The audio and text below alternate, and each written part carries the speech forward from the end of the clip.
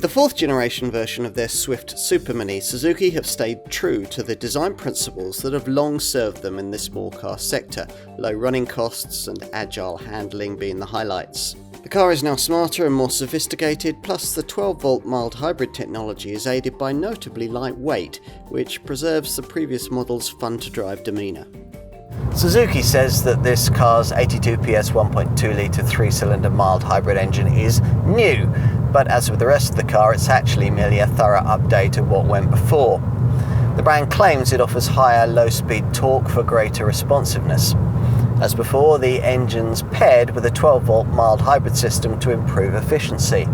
There's a choice of manual or CVT auto transmission, and at the top of the range, unusually in this class, an all-wheel drive all-grip system continues to be offered, only with a manual gearbox. Whatever model you choose, expect a more eager driving feel than you get with most budget superminis, and improved refinement thanks to sleeker aerodynamics and more attention on reducing road noise. For the first time on a Suzuki vehicle, sound and vibration adhesive has been applied to the underbody to reduce transmission of noise and vibration into the cabin, particularly on bumpy roads. Suzuki calls its 12-volt mild hybrid system SHVS, or Smart Hybrid Vehicle by Suzuki technology, and it's based around the use of what's called an integrated starter generator powered by a tiny 0.2 kilowatt-hour lithium-ion battery that sits under the driver's seat. This setup harvests kinetic energy when you brake and converts it into electrical energy. Not the kind that could take you short distances on electric power alone. The battery isn't big enough to allow for that.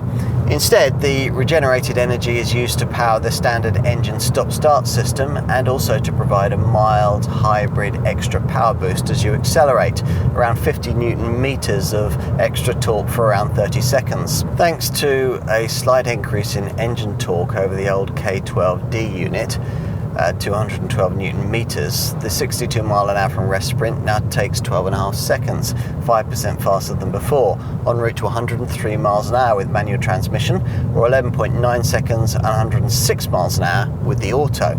For the heavier four-wheel drive all-grip version, the figures are 13.6 seconds and 99 miles an hour.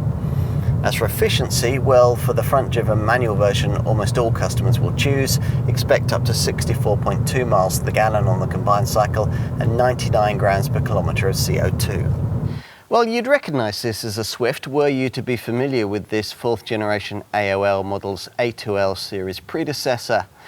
The dramatic redesign promised by the marketing doesn't materialise here.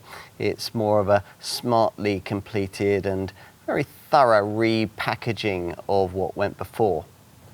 At least it's still as small as the Supermini should be, just 3,860 millimeters long.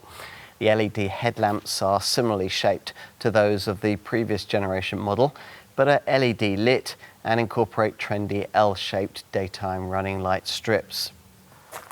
At the back, there are three-dimensional LED combination lamps and slim reflectors in this wide rear bumper that emphasize the relatively diminutive 1.74 meter width. Right, what let the previous 3rd generation Swift down was its cheap-feeling interior. Has Suzuki improved that here? Let's take a look. Things are certainly a lot better this time round. It still feels built down to a price, but it's now no more low budget in here than it would be in entry-level versions of mostly pricier Supermini segment rivals.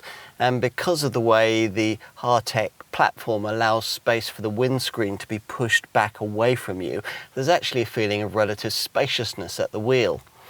If you're familiar with the previous A2L series model, probably the main change that you'll note will be the addition of this much larger 9-inch center touchscreen, which thankfully lacks the basic aftermarket looking graphics of the old generation 7-inch monitor.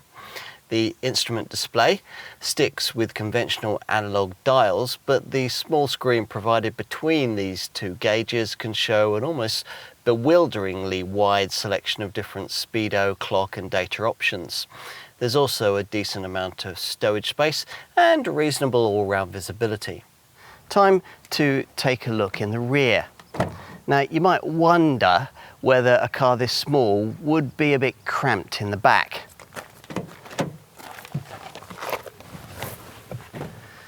And you'd be right. If there are tallish adults up front, some compromises from them will be needed if similarly lanky passengers here at the rear are to be accommodated in any sort of acceptable comfort over medium length trips.